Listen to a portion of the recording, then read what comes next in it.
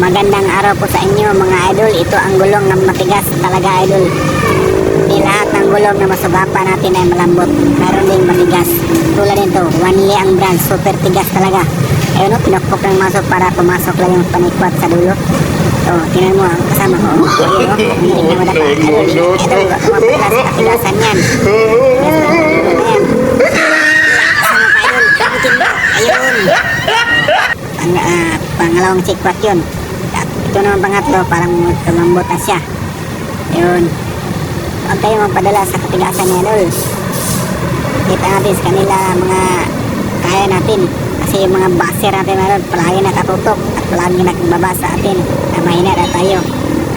Dito naman tayo sa kabilang labi. Panoorin sa kabilang labi kung paano ito tanggalin.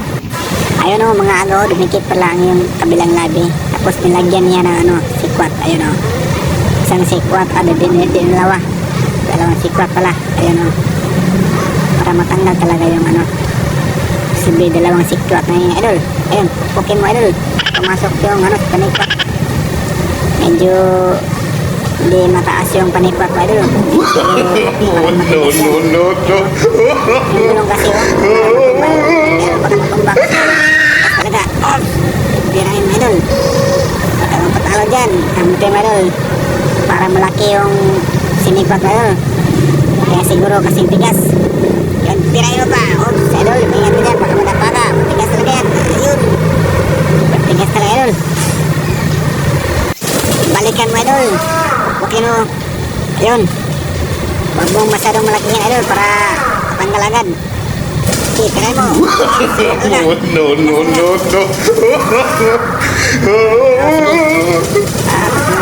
Okay idol, tapakan mo ito sa kabila para matanggalan yan. Sige, tabutin mo.